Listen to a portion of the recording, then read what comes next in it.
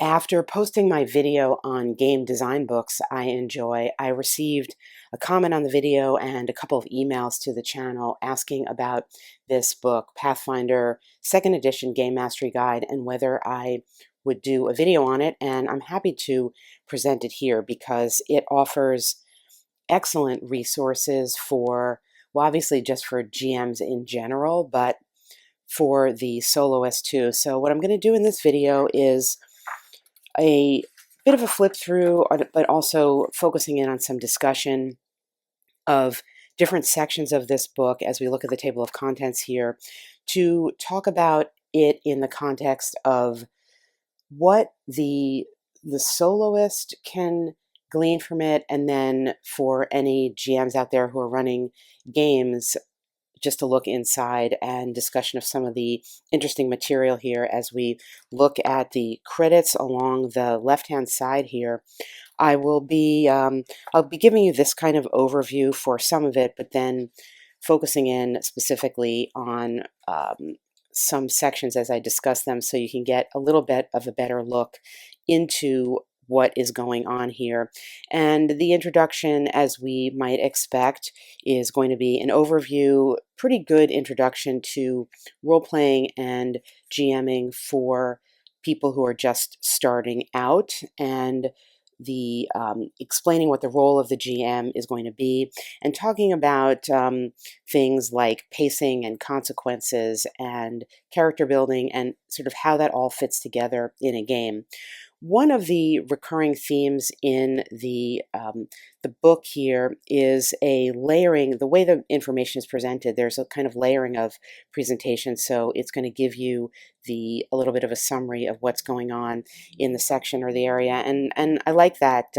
It makes it very useful if you're using the book actively as opposed to just reading through it. The other thing it does do is refer, and you can see it right here, page 49 of the core rulebook, it does refer fairly extensively to information that is in the core rulebook that isn't in here. This book, well, the core rulebook obviously is massive. This book is pretty long anyway, but it's significantly shorter, about 255 pages. So there's a little bit of a reference to the core rulebook that you should be aware of, but this is by far a glorified index to that. This contains a lot of its own information and very useful information at that.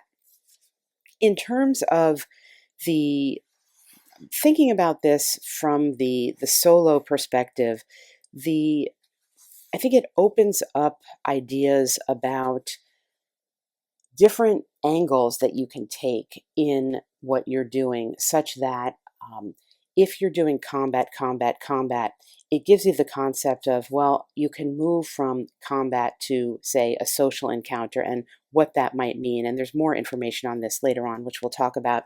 And they call that these subsystems. This is a great, chapter 3 is really crucial. We'll go into detail on that in terms of how do you shift perspective within a session to get a different angle, use different mechanics, and have different sorts of outcomes and different kinds of interaction. But we'll get to that. Running exploration, it talks about what types of environments you might have. And again, for the soloist here, I always wish in these books, and of course they're not designed for this, but I always wish in these books that there was more, if not numbered entries, because I understand design-wise why you don't want to have numbered entries here. It makes it look somewhat textbooky, but even just a very small chart, 1, 2, 3, 4, 5, 6, 7. Well, there's only 7, but if there were one more, just a really quick small D8 chart listing it, I think that would open up this material more explicitly to the soloist, and also, I mean, not in this context, because obviously someone running around the table is probably not going to be rolling at that moment to decide the entire environment. But in any case, I've said this before, and obviously these books are not designed, these types of books are certainly not designed for the soloist, but that's always my wish.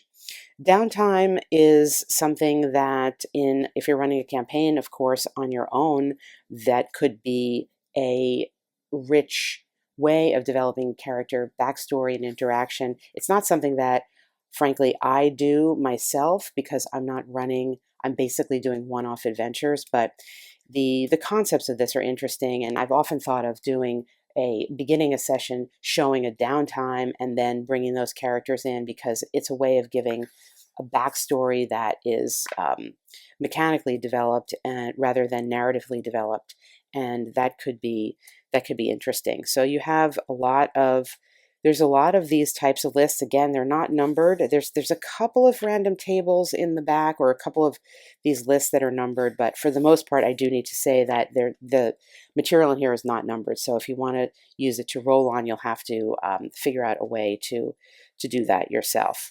I do want to focus in here for a second on this section here, the yes, but section, just as a good reminder that some of the most memorable moments come from situations that inherently call for a rules interpretation. When it's saying it's usually better to say yes than no within reason and imagining why, but a variant of the well-known yes and technique, you can say yes but, and then it will give you a little list here of certain things that could come out of this. And you could challenge yourself in doing some kind of solo play to have a preset number of yes but scenarios and see how that would impact your adventure and how that would impact the narrative development. Reading about campaign structure, even if you're not doing a campaign, is, I think, useful because it does give insight into the larger narrative arc and what can be at stake in the larger picture. And those kinds of things are also what can be or should be at stake in the smaller, even if you're running a one-off, because that is what will add narrative tension, and even things like thinking about the next campaign, giving your characters a motivation beyond the initial motivation and beyond the mechanic to mechanic tasks that they're doing. Think of it as a trampoline. Those are like the strings that make it taut, that give the immediate story its vibrancy.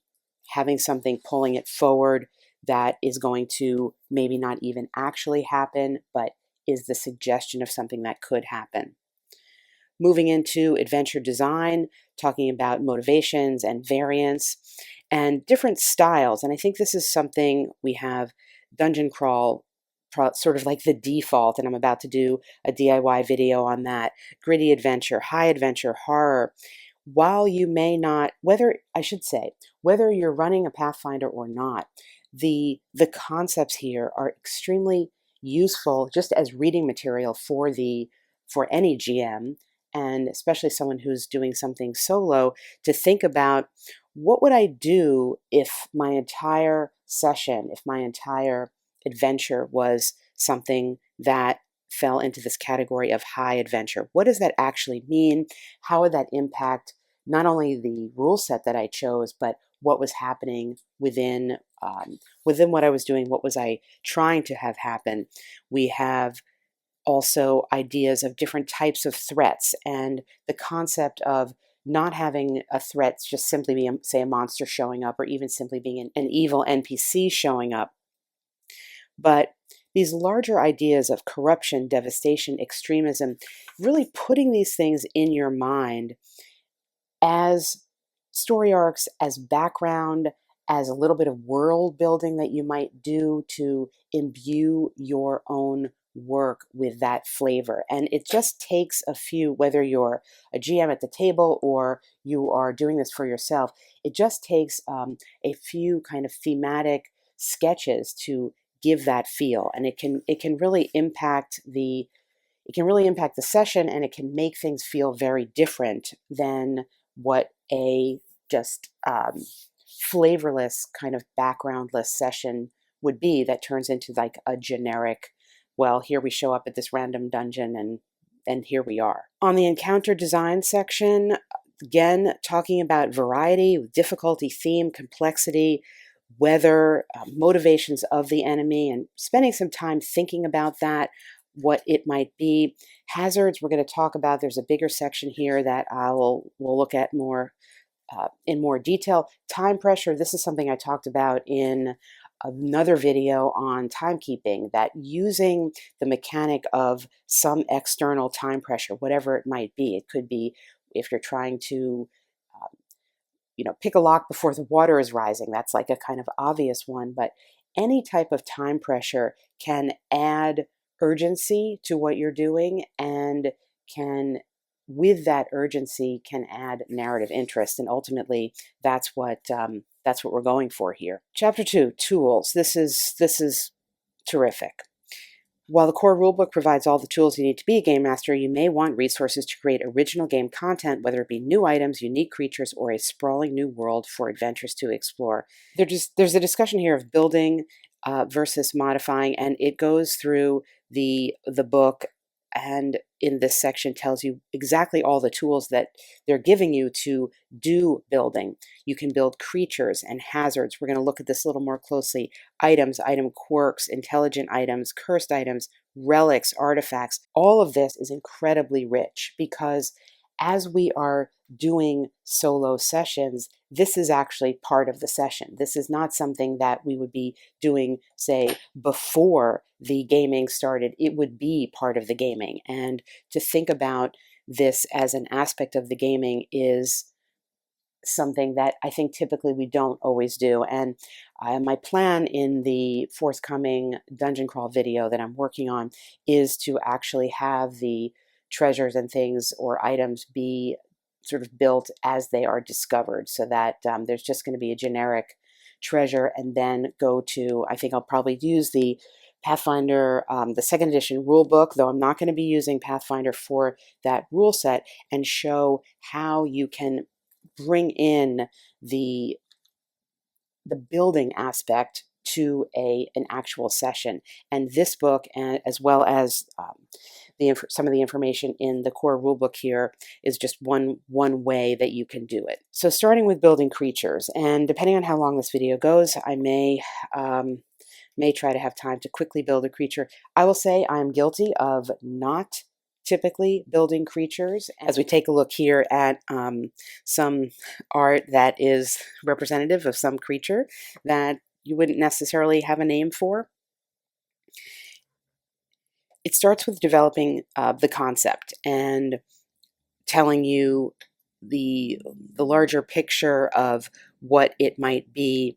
I would say in my lingo, it would be thinking about the psychology of the creature, the complexity of the mechanics, and what they do is all going to be really related to its psychology and its kind of emotionality, such that it would have that, because a creature is going to express that perhaps in its skills and what it can do. And of course, being designed for Pathfinder 2nd edition, we are going to be given relevant scales and stats and stat blocks for that system, and that all this material is there for the purposes of what I'm talking about. I'm reviewing this and discussing it as a general game mastery guide to be used informationally for anyone thinking about running a game, whether they're running a game for themselves or for a table. But needless to say, all that you need to integrate this and use this with the Pathfinder rule set is here, of course. Another great piece of art. There's a discussion here in the context of building creatures, of the action economy. Understanding a creature's action economy is key for making it work in play. Remember how short the lifespan of a typical combat creature is. Including a bunch of combat abilities might mean you spend time building actions the creature will never have time to use. Now, this makes sense, of course, for a GM who's prepping for a table, but as the soloist, again, this is where the limitations of being or trying to do solo RPG are many, but there are also some freedoms in that. And one of the freedoms, for example, is in this exact moment. If you do spend the time building a creature, if you spend an hour or more building a creature and fleshing out all of its skills and its motivations and its responses and its morale and how and when it attacks or hides, and then you have that creature and you have an encounter with that creature that is in, real time or gameplay time, lasts 5 to 10 minutes. That time that you spent building that creature, that's part of your playtime. That has not been wasted because you are both the GM and the player, and the play experience that we are getting out of being a soloist in this kind of crazy way is part and parcel of all of the work that is done. So while the advice here for somebody GMing for a group makes a lot of sense, for the soloist, I think it points us to a reminder that we, all the aspects of what we do, from reading the books to thinking about building a creature that may only appear or may never appear. You've seen many of my videos, I think, where I spend some time talking about mechanics and ideas that actually don't happen, that I don't end up using. That time was not lost, and that time was still spent actively playing as part and parcel of what we do. Talking about the defense, attack, reactive abilities, looking at it sort of holistically as a character. And then there are here a nice list of traits that you could create. You could create a random, assign them. I think I counted them up. I think there's 36 of them here. My concept would be, if I was just sort of demonstrating how this works, I would just start here with the traits, and I would, there's 36 of them here. I would randomize that and come up with one. So, okay, I'm building a plant creature, or I'm building something that is fire-based, or a fiend, or an angelic. Just as a challenge to myself to see how that would work. And maybe I will also bring that into the next video that I do to show how that works, or if there's enough time here at the end of this video, come back and do that, because it's really something that I have not spent a lot of time doing, and I think can be really rich and add a lot to the experience. Ditto with NPCs, and there is a ton of material here about NPCs, which we're going to take a look at now. There's a very short one-page discussion of building NPCs, and I'm going to not really focus on that, but I am going to turn to the back of this book, because there is almost 50 pages of NPCs in this book. It's really amazing. I don't know how many there are in here. I'll count them up and put it up. This NPC gallery it's just incredible in terms of the amount and the range of them. And I think certainly for somebody running Pathfinder 2nd edition, it's fantastic. Again, no, I would have loved just a basic, here's the table of them and it gives you the page number, but if you just wanted to randomly roll on this, you'd have to number it yourself, which is kind of a bummer, because I think it would have really benefited from being numbered here, but I'll stop mentioning that. In any case, the NPC gallery is amazing. You'll find all kinds of NPCs across a variety of categories and roles to use. There's different levels of the NPCs, of course, the stat blocks, and some discussions of how to adjust the level and customize them. Adjusting the ancestry, which is pretty cool. I think if you're doing something where you want an elf, and the NPC in here is not an elf, it tells you how you can do this. So that's amazing. This how to transform them for their ancestry to make it work. And we'll just take a look here, even again, just reading through this, to think to yourself, when was the last time you thought to yourself, I could have my players encounter someone who's an advisor. I could have them, yes, a palace guard, maybe we think about, but something like an advisor, I would not necessarily think about. A grave robber, what does that mean thematically? Just the concept of encountering, say, a criminal, or having somebody bring in a piece of information to your story based on their story, and maybe the information that they're bringing in has been illegally obtained because they're a criminal in some way, and the implications of that in the story. Does that perhaps then provide your party or you with a curse because you are acting on this information that was obtained in that manner? devotees, an acolyte, a prophet. Again, thinking about this conceptually, narratively, if you are having if you're not necessarily running an adventure that has this aspect to it, which I don't typically do, there could still be sort of in passing somebody that weaves their way into your story with this kind of a background, and just thinking about the implications of what that would mean can add a lot of richness here. The downtrodden, we have beggars, commoners, and prisoners, explorers, torchbearers, a tomb raider. Again, to state the obvious, for Pathfinder 2nd Edition, you're going to be having all the stats that you need in the stat block here.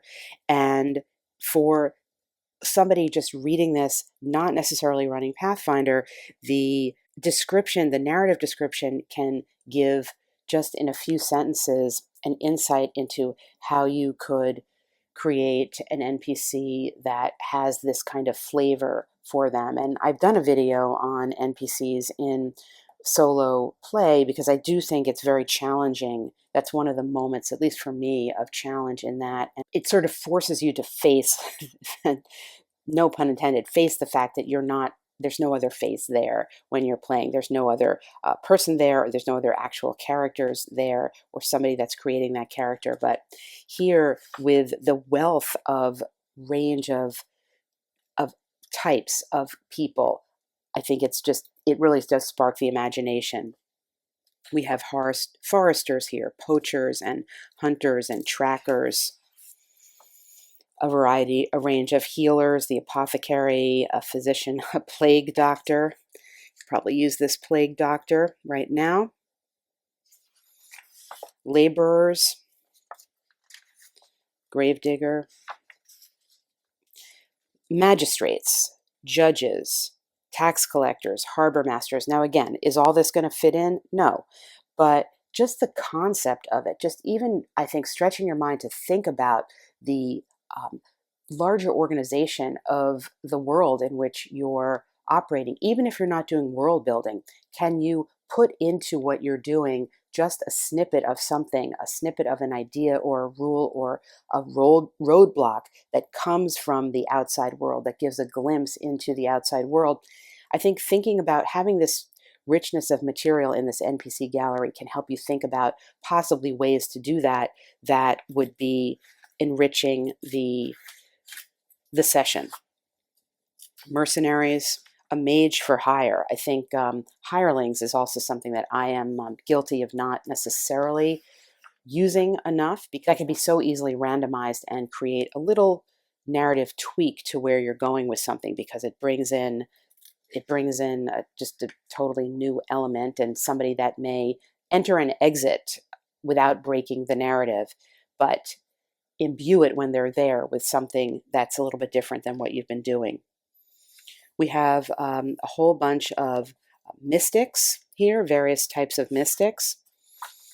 And as you can see, this is just incredibly rich. I think this is for a traditional GM, I would think that this could be just worth the price of admission alone on this. We have officers of the society, barristers, guards. Then we have jailers, watch officers, executioner, and a whole bunch of performers. We have a dancer, an acrobat, a troubadour, a beast tamer.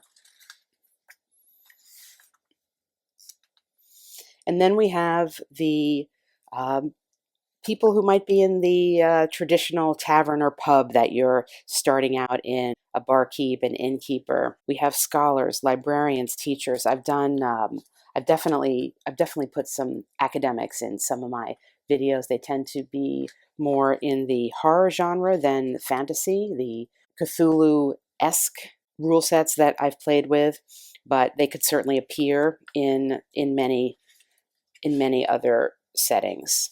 A sage, seafarer, something I've talked a teeny bit about, that I've done basically no work with anything involving the sea. It somehow seems too challenging, too do, but there is actually an old D&D solo module that back in the, I think it's the early 80s, that has to do with the sea that I've thought of talking about. But for me, it's too far afield, yet here you have pirates. I mean, you could have somebody washing up on the shore, I suppose. A navigator who got lost, for example. Even just that idea of why would there be a navigator here in the wilderness could be a little bit of a narrative seed for you. And we have some villains. So again, you can see, I'll just speed this up a little bit here. Well, I guess we're at the end here. This reckless scientist, that's pretty cool. Absolutely a very, very rich gallery of pre-generated NPCs that have enough description and background, even in looking at the particular skills that they have, the Pathfinder skills that they have, to suggest, if you're doing something outside of Pathfinder, to suggest how that would work in whatever system you're using, and bring it in as part of the story. This is just an incredibly rich part of this book. All right, let's go back to where we were. And here we start to get to an absolutely fascinating section of the book as it continues on to talk about things that you can build. And we'll take a really close look here at the building hazard section. The first thing goes into detail about the concept. The first thing you'll need is a concept for your hazard. The level, the simplicity or complexity. Is it a trap, a haunt, or an environmental hazard, or something else? So the hazard types they talk about as three main types are traps, environmental, and haunts. Traps probably we're most familiar with. They're built or placed. They can form accidentally, such as a magic portal, for example. Environmental hazards are either living things like dangerous spores and molds, or simply features of the terrain or environment like avalanches or rock slides. While they're always physical, some environmental hazards can reasonably be attacked or damaged, such as a cloud of poisonous gas or a patch of quicksand. And then there are haunts. This is something that I underutilize and can be very, very thematic. Haunts are spiritual hazards, usually formed when the spiritual essence of a location is imprinted with the instincts and emotions from a living being's demise. And it goes on to talk about how you would disable this haunt. It talks about building the hazard in terms of the stats, whether it's going to be an extreme one or a low-level one, and then some specifics on the Pathfinder rule set in terms of building the defense and the DC and things of this nature. And then it goes on to give various examples of these types of what the simple hazards might be. For example, brown mold or snowfall or some kind of a web. As it moves on to talk about things that are more complex and in the different aspects of them, like a ghostly choir haunt, a choir of lost souls rises out of the floor singing an eerie chant that terrifies its listeners. And here's a cool illustration of that. This is a lot of narrative seed for you, for your adventure, and simply having this book, not even using this as a random table, but just having this book at your disposal as you develop whatever adventure you are, and looking through it to see if something here fits in, and you could then drop it into your own session. It's a great toolbox to have. The complex hazards and eternal flame, these are things that think you can think of as a little bit more persistent in terms of impacting the environment and impacting the story. Now, they may be near impossible to implement mechanically on your own, like these blades, for example. A whirling tornado of spectrally propelled glass and steel slices whatever it touches to ribbons, and then what would need to happen to disable it, to precisely adjust the blades, etc. This may be too complicated for somebody to do on their own, but the concept of it, I think, is worth noting, that something that has multiple things that it is doing and multiple ways to disable it or deal with it. The dance of death. In the building items section, they say new items make great mementos of previous adventures and tend to be one of the easiest elements for a character to begin using mid-campaign after receiving them as a reward. Again, it starts with the idea that you should come up with a concept for the item based on the role the item serves in your game and in the game's world. And then it gives some suggestions. You might include a new item in an ancient ruin to hint at its history and the people who used to live there, or a new magic item might become important later in the story. To the soloist, this concept of thinking about items as narrative elements, as points of departure for a new direction in the story, I think is very important and can lead to ways to avoid stagnation in your story and to avoid dead ends or places where you keep going back to the oracle to ask a yes or no question, really as a way of just kind of getting out of a situation where you seem like you have nowhere to go. Creating an item or thinking of an item that you could even design would be one way to mitigate that type of problem. And then it goes on to give you different types: alchemical, ammunition, armor, and weapons, types of items that you could be designing, as big as, say, structures, or obviously things like potions and scrolls. More of the Pathfinder rule set here. And this is a D100 table, one of, I might even be the only one in the book, but certainly one of few in the book. But it's an excellent one, and I'm certain to be using it in the future. And that is item quirks. So you could roll on this to just give a little quirk, a little personality to the item. And again, this could be something that might play into your narrative. If you rolled on this, say, and you got it was a restless item, that could easily tie into a character trait of your character, or maybe it is the opposite of the character trait of your character, and then there would be a reason why the character would be carrying that item. We have intelligent items here, and the description that intelligent items are a special kind of magic item that straddles the line between treasure and NPC. And this is something as well, I think, for solo players to think about. We talked about earlier here, and in another video, I talked about the difficulty of NPCs and creating other personages to speak to you in a story. Having it be an item, however, having it be something that is semi-sentient but not actually another person, could be a way around that and make it easier to manage, easier to manage and envision, and yet give a situation where there is some place for the narrative to bounce off of, and for there to be dialogue happening, and to add something lively to the action.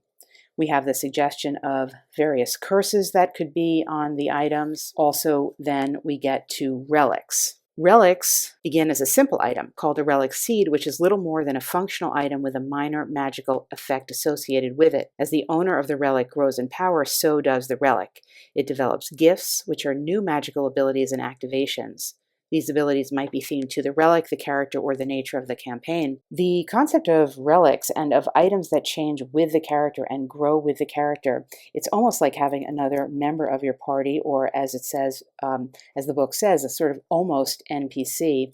And the notion that items in the world don't have to be static, that they can grow and change with the character or with events in the story, provides, again, another landing point for narrative direction and for story. And when you are running something as a soloist, you're really looking for those landing points and having them to become jumping off points for going somewhere else, because you have to be modulating both. You have to be creating the story as well as enacting the story, and that can be really challenging.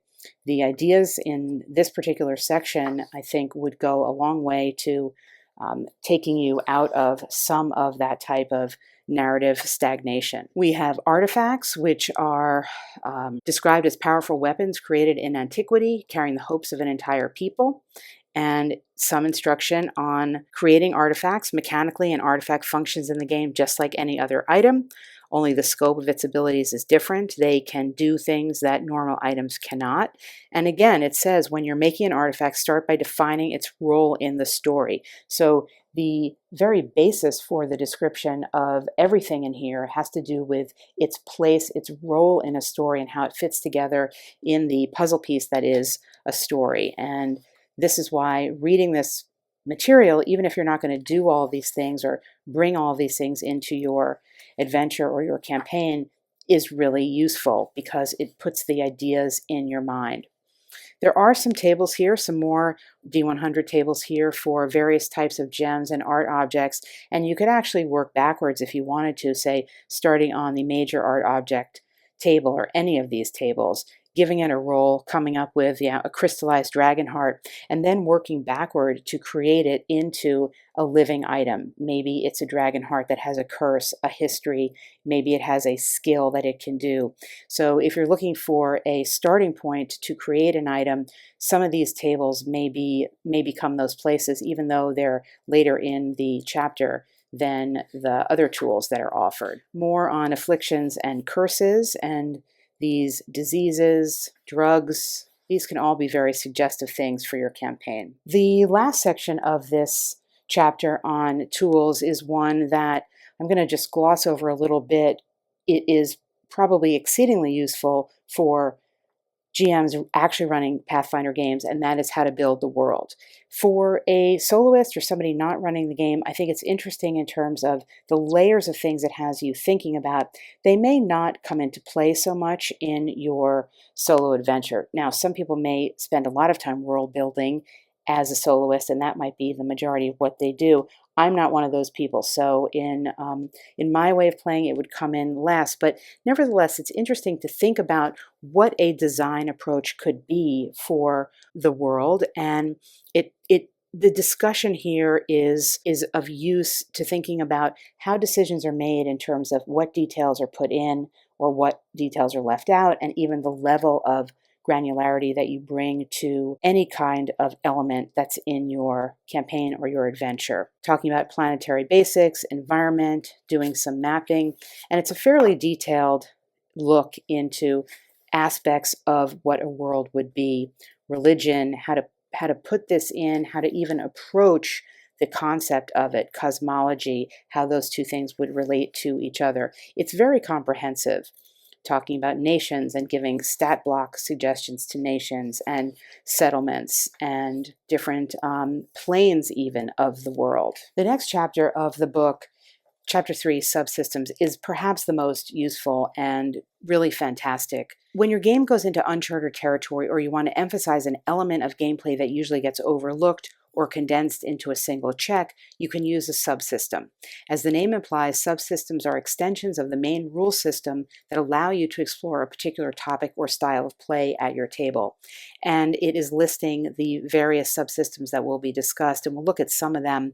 The first is victory points, and to some extent, the whole framework for a subsystem is victory point one, even if you don't call it that, because these are mini systems of rules that allow you to mark progress in some way that may be related tangentially or related in a subset manner to the overall action. Influence, research, chases, infiltration, reputation, duels, leadership, exploration, and vehicles are presented here in the book. And for length reasons for this video, I'm not going to go through all of them, but I'm going to talk a little bit about what they talk about here with victory points, because the element of victory points and a kind of gameplay, board gamey construct within an RPG is something that can be of use when trying to obviously track progress, but also to create a narrative push in a certain direction. Another thing along these lines is, for example, a timing mechanism, something that's going to keep the action going forward and to keep an explicit goal in mind.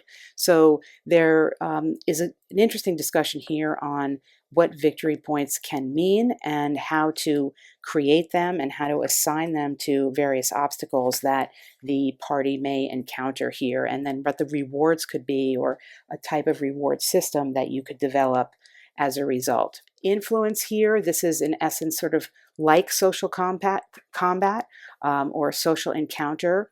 That is the suggestion here of how this could come into play. And I've talked about social combat in another video that I've done, and how I think it's to some extent underutilized. There's not a very long discussion here, but I think the examples that are given to read about them and have them in your mind may open up some ideas about how to have encounters with even monsters, frankly, if they have high enough intelligence, or certainly an NPC that may be a little atypical from what you're used to doing. Research is another one in terms of creating ways of finding out information, assigning a threshold to it to advance the level of information given, and then the type of rewards that come along with the obtaining of the information. And thinking of it explicitly as a research project it adds a thematic level, first of all, to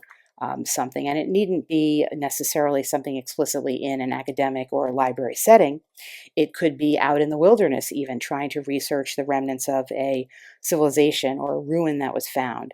But putting that within an explicitly research-based subsection can add a lot. Talking about chase and infiltration, again, a lot to absorb and read here and learn from here. Things that I would not ever have done, and maybe not even feel comfortable doing, but reading about it is certainly useful.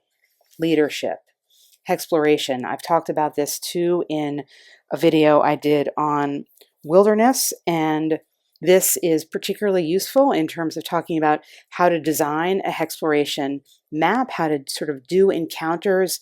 Little random table here on creating just a quick random terrain if you want to do that, and features, and what types of activities may be happening during that period of time, and just giving a little framework for feeling comfortable getting outside in the world, as it were. And then there is, I think the final one is the vehicles. This is an extremely useful section.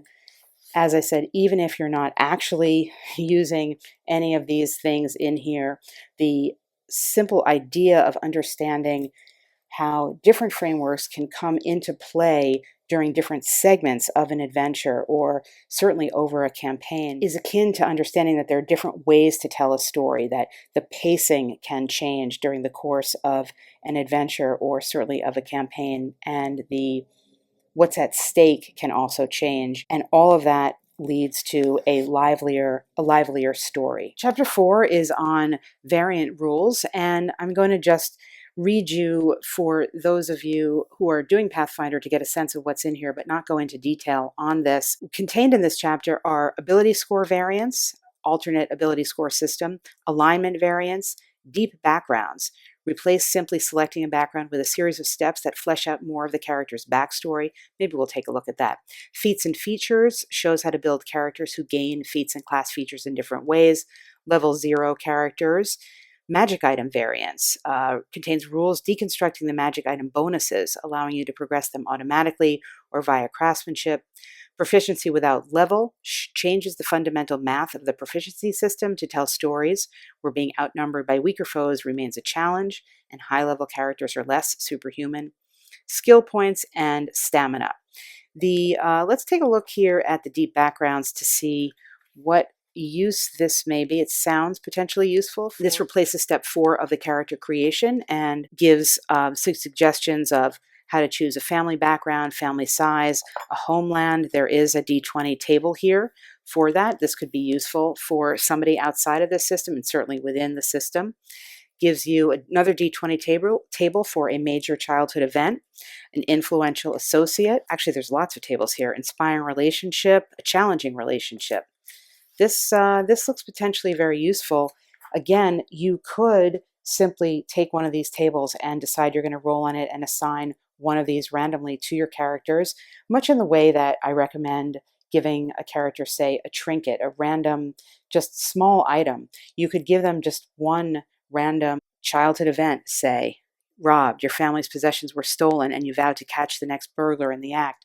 How can that be the anchor point for a narrative about your character? How can you generate from that small story a whole personality for your character? Doesn't mean your character is necessarily a thief or a fighter as a result of it, but it could mean that they have a certain troubled relationship to, for example, powerful entities or nations or war bands, for example, and that could inform the action of your story. It could inform whether you give them a plus or a minus on any type of die roll that is happening in a certain kind of event. So this table, these tables in this chapter here outside of Pathfinder 2nd edition would be useful as well, and certainly within the structure of Pathfinder they would be. I haven't really spent a lot of time showing you the art, but there is some cool art throughout this book. And then finally here we are back where we started, almost at the NPC gallery, the very detailed gallery of NPCs that round out the end of the book before you get to the glossary and index, which I believe is one combination. Yes, a combined glossary and index. I haven't used this excessively, but what I have used it for, I have found, and it looks to be, for this length book, it looks to be fairly extensive. And in the case of an index, that typically means something good. The back of the book, make the game your own, and indeed, this is as advertised. It says, as the game master of a Pathfinder campaign, you are the architect of your players' adventures. A rewarding but sometimes challenging responsibility. With this book, your job just got a whole lot easier. And based on what I have seen, what I have shown you, it does really live up to the promise of offering a lot for the GM, and following this exhortation to remember the first rule, that the first rule of Pathfinder is that the game is yours. The rest of the rules exist for you to use to tell the stories you want to tell and share exciting adventures with your friends. There are plenty of rules in this book, but none of them override that first rule. Take the rules that help you to make the game you want, change those that don't do quite what you need them to, and leave the ones that aren't helping. There's no right or way to GM as long as everyone is having fun, and I would say, from my perspective, there's no right or wrong way to do that, even if you are the player as well as the GM. And we'll just end this here by taking a look at this first piece of art, another example here at the beginning of the kind of charm and whimsy that is somewhat typical of the Pathfinder art. It's too tempting to have this book and not try to show you how I would use it to build a creature to put as an obstacle or a barrier into something that I was doing. My way of doing it is not going to be following the developing of the stats that the book maps out, but it will be to show you how you can randomize this and create something thematic that might fill a role in your adventure or your campaign. Of course, if you were if you're actually running Pathfinder 2nd edition, you would be basing it in the order that it's laid out here in terms of developing the stats. But I'm going to start here with the trait abilities. I mentioned there were 36 of them unnumbered, so I created this D66 chart that we will roll on to completely start with a random idea. We're going to be reading it 1, 2 in terms of the dice, and I rolled a 45, which means we'll be going to trait 23 as the basis for our creature. 1, 2, 3. It's a fungus.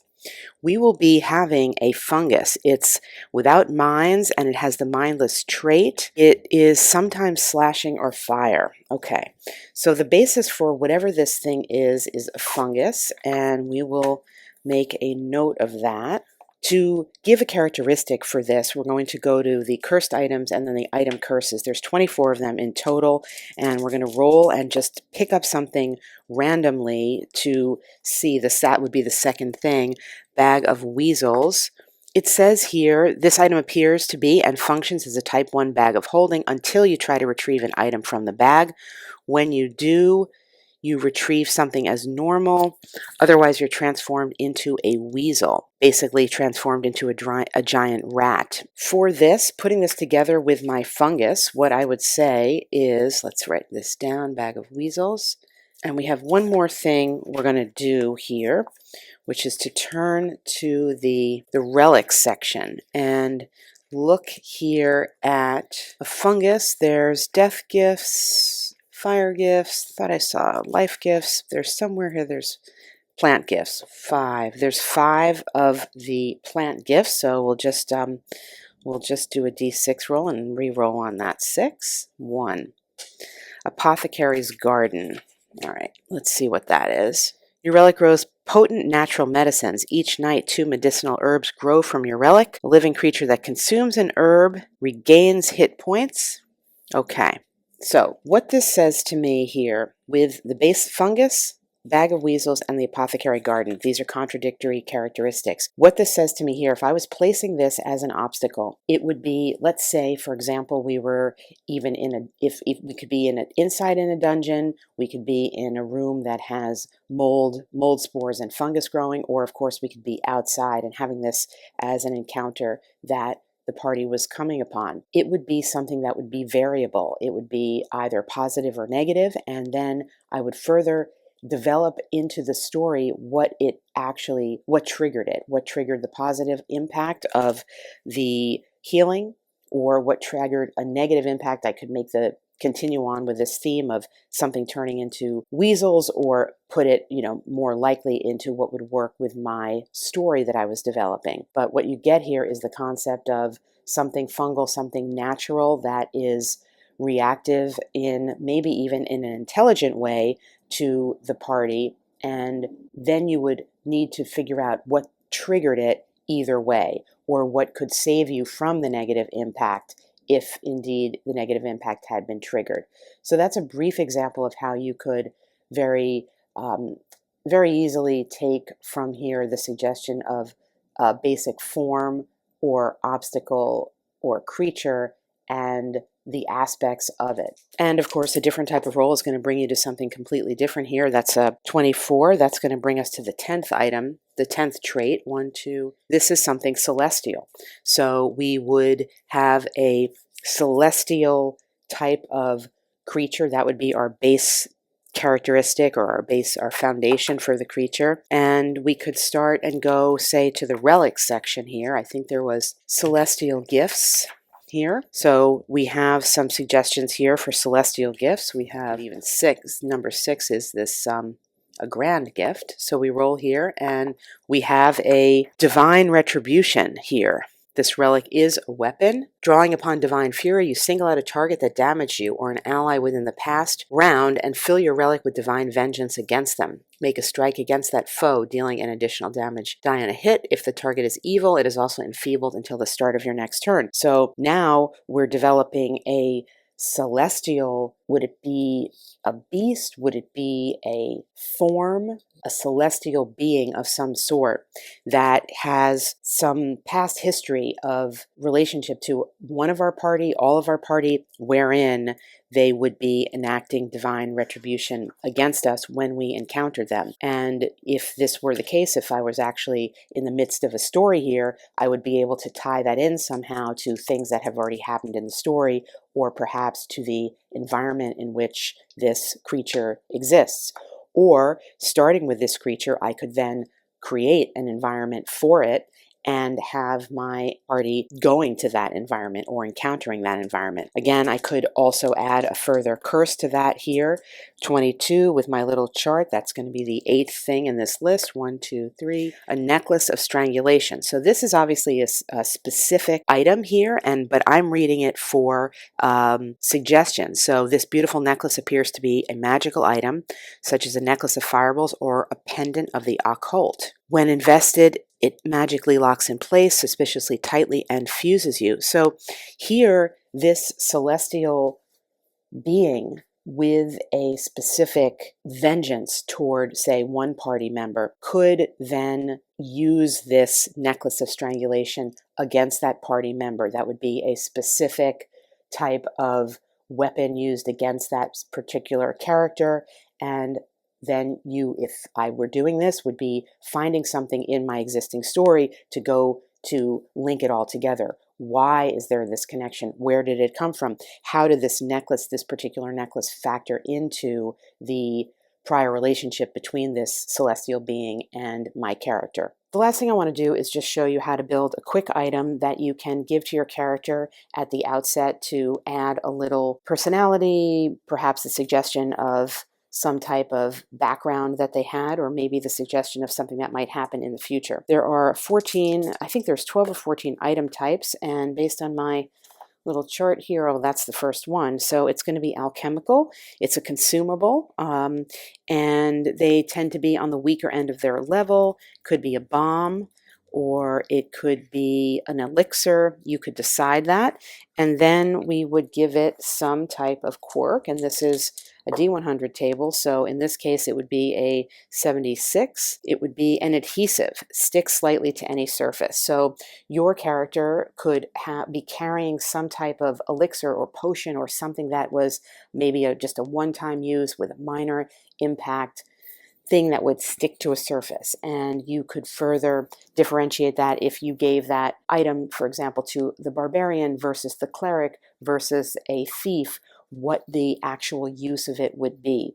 So this is another way that you could quickly use something that you build here as a tool that's offered in this book to give a little personality and background to your story. And I will be bringing in some of the material from the core rulebook in an upcoming video that I'm doing on a basic dungeon crawl. It's not going to be based in Pathfinder 2nd Edition, but I am going to be using some of the source material along with some other things to show you how you can build the dungeon crawl. It's going to be Dungeon Crawl DIY, and I'll be bringing this material in to fit the category of suggestive material that I talk about in various videos across the channel about ways in which you can be your own GM. Some of the aspects of things you need are things that will provide a suggestion of a direction, and I'm going to be using this Pathfinder there for that. I hope you've enjoyed this look inside the Game Mastery Guide for Pathfinder 2nd Edition.